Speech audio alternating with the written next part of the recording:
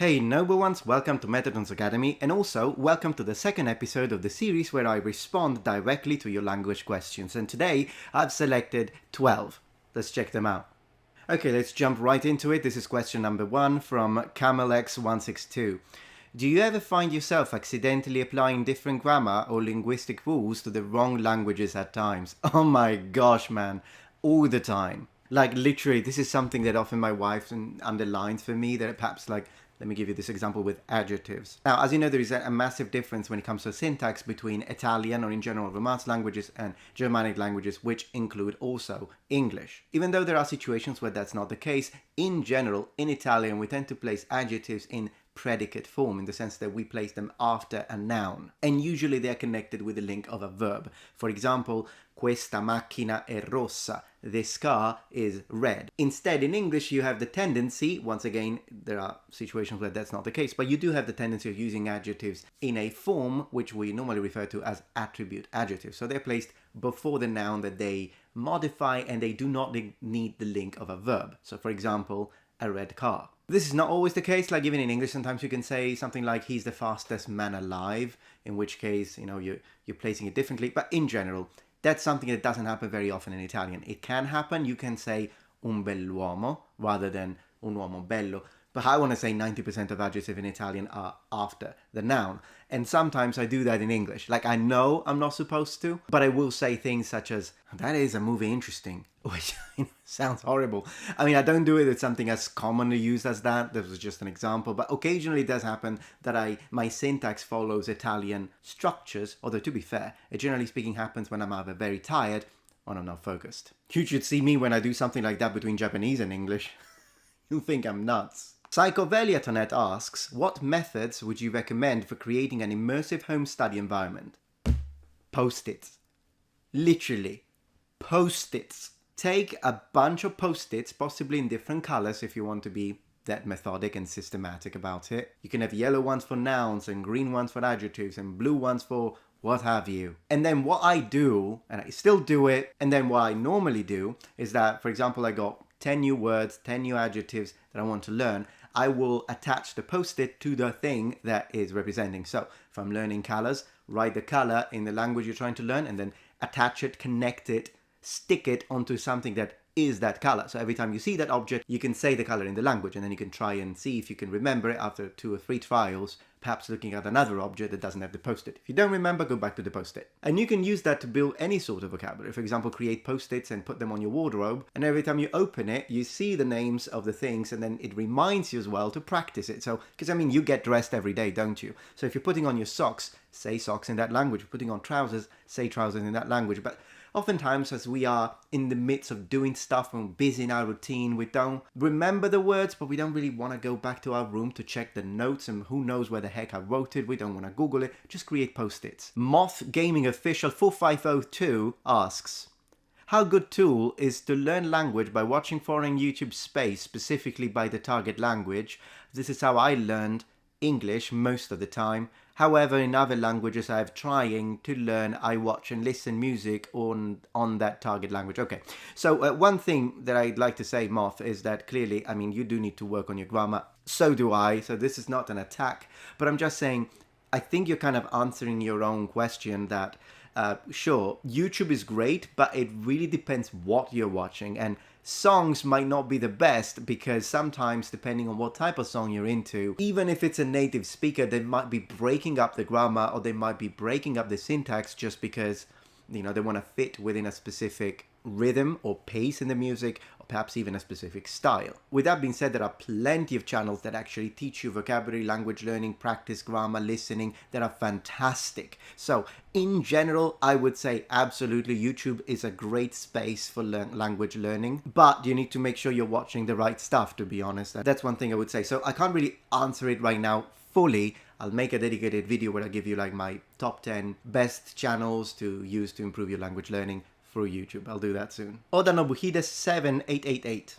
Approaching Chinese from the perspective of a proficient Japanese speaker. This is This is an interesting one because at the end of the day, it's kind of what I went through as I was studying Mandarin, and as I do keep studying Mandarin right now, I do come from the perspective of a proficient Japanese speaker.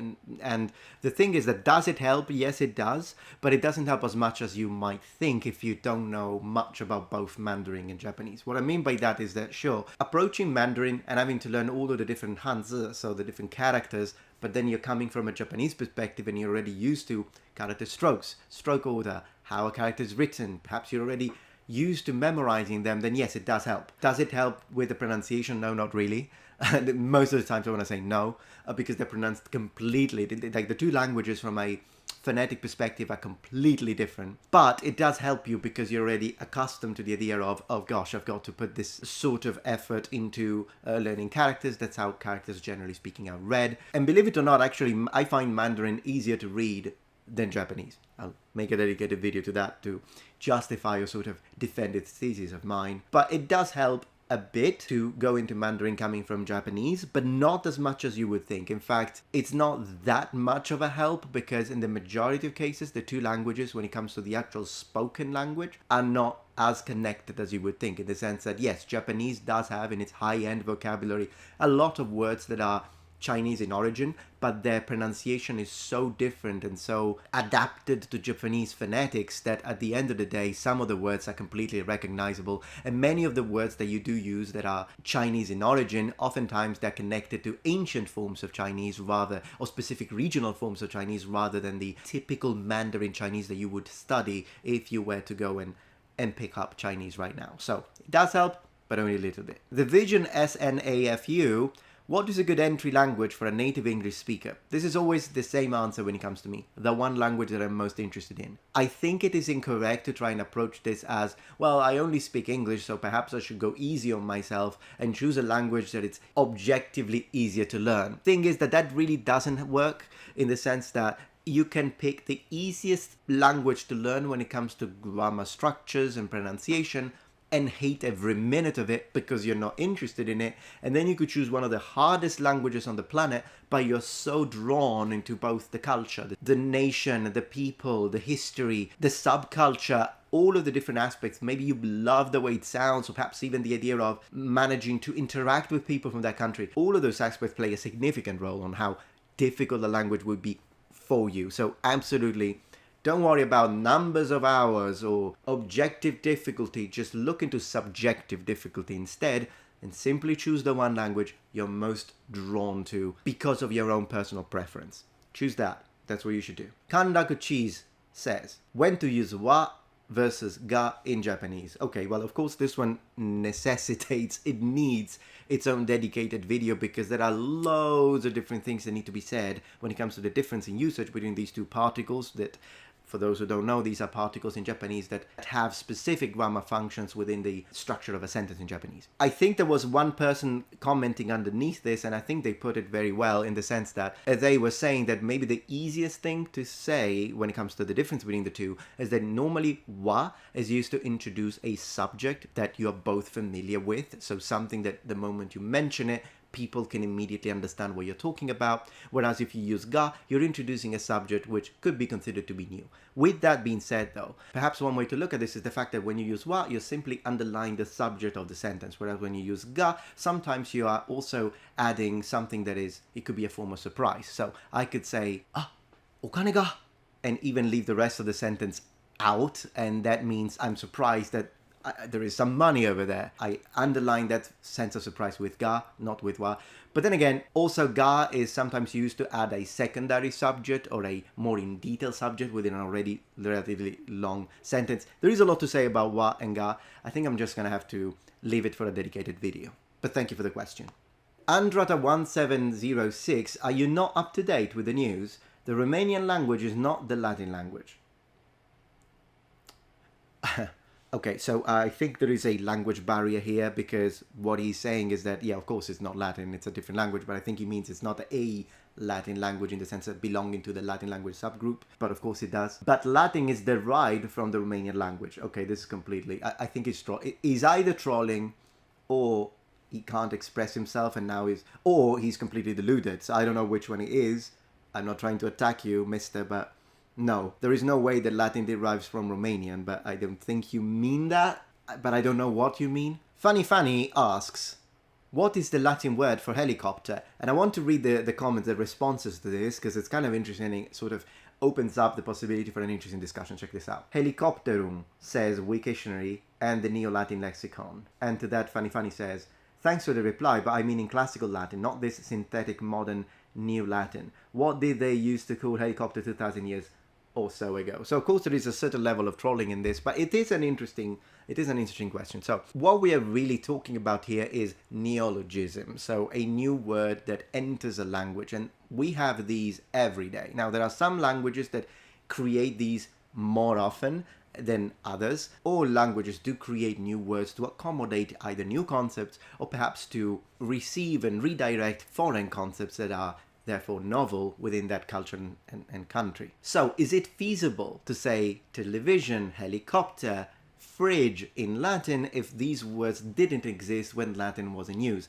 It's absolutely fine. In fact, the fact that you call it, funny, a synthetic modern New Latin, I think you are misunderstanding how often neologisms are created today. I understand you're asking classical Latin. I think you're trolling there because, of course, I mean helicopters. But it's absolutely fine to create new words in Latin to adapt concepts that didn't exist. It's either you do that or you just don't say it and describe the object with a much longer sentence. So like a flying machine, for example, could be an idea to do it in classical Latin, but then again, I don't think there is anything synthetic, or in the sense that it's a natural when it comes to creating new words to accommodate new vocabulary for concepts that language doesn't have. It happens all the time. It's absolutely fine. So it's fine to say radio, it's fine to say television, it's fine to say all of these words in Latin, even though of course these objects didn't exist at the time where classical Latin was spoken. Martial History 2354 says, how to advance quickly when it comes to vocabulary in Irish and or any language. Well, I wouldn't know in Irish specifically, but there is one thing I can tell you that I think is going to be monumental when it comes to your approach to language and improving it. Remove the word quickly and replace it with effectively. Quick or quickly is a very wrong way to approach language learning. Your focus should not be onto, well, how can I do this very quickly? How can I do this as fast as possible? Because if that's your approach, it comes from this entire marketing and PR strategy that a lot of YouTube channels and initially books have, which is, learn Japanese in a month, be fluent in 2 weeks. All of these false promises that want to give you this false illusion of the ability to be able to reach a very high level of fluency that perhaps other people get to in 2, 3, 4, 5 years, depending on the language, but you can get it in 2 weeks if you buy our product, if you click my video. That's false advertisement or advertisement, and it's wrong. It's a lie. So the idea of, I want to do this quickly can be counterproductive, and it can damage your goals. And if you set goals that are not realistic, the likelihood of you actually quitting the language is going to increase because you had wrong expectations all along. So I would say remove quickly and replace it with effectively, because there is nothing wrong in wanting to use excellent techniques, memorization techniques, or perhaps even a list of priority, and good methods or study methods to be able to perhaps achieve something faster than not having any technique and then taking forever to get to a point because you keep running in circles, basically. That's fine. That idea of getting to a point faster because you're using good techniques is okay. It exists and they absolutely work, and I will cover them on this channel more and more often as we continue producing content. But I would strongly suggest you to remove from your head the idea of, I need to do this quickly. No, you need to do it effectively so that you can reach your maximal possible results with the minimum effort possible, so that you can redirect the rest of energy and resources onto other things, and then overall become a better speaker of whatever target language you have. Bryce Sanger 4497 asks, what fictional language would you like to learn? And then in the comments someone says Japanese, and then another person says LOL, fictional language. Japanese isn't fictional. OP means more like Tolkien Elvish or something like that. Yeah, I think I think the second commentator, Zapatero648, knew that and he was just making a joke. He said fictional in connection to manga, probably, because it's kind of a funny joke. I think he knows. But yeah, if it were to be fictional, none, honestly. I'm not interested in fictional languages at all. And for me to be interested in something like Elvish, then elves would have to exist. If elves exist and you find it, and you can prove it to me that elves exist, then yes, Elvish would be my choice. But until that becomes the case, I won't be interested in it, because I'm interested in communication. Glauco Favot 99004. Where does today's Mandarin come from? There are many languages, dialects in China, and I was wondering if they all have a common root, for example, Romance languages, thanks. Okay, I have a dedicated video. Here's the thumbnail, and you'll find a link in the description below. But in general, when you say Mandarin, it encompasses loads of different regional variations. So, in other words, there is a distinction between standard Chinese, or standard Mandarin, which is normally called Putonghua, at least in the Republic of China, and Mandarin in general. They're not the same thing, because Putonghua is Mandarin, but not all forms of Mandarin are Putonghua. So Putonghua or Standard Mandarin is based on Beijing dialect, but it's not the same as Beijing dialect or Beijinghua. There is a difference, but in general it's based on that, and it's closer to the northern varieties of Mandarin Chinese.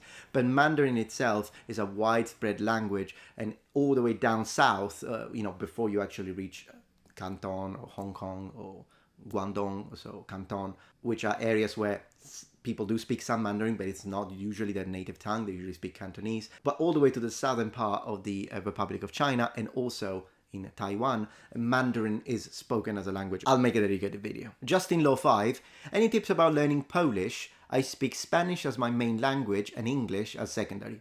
No idea, no clue. I decided to read it anyways in case maybe someone who is Polish might give you some advice in the comments. So check the comments. Okay, so that was the 12th comment for today. I hope you found it interesting, entertaining, and perhaps even educational in a way. Thank you so much for your contributions. Keep asking questions. In fact, if you have more questions, leave them here down below in the comments, and then I might pick them up for the next episode. Thank you very much for joining Metatron's Academy.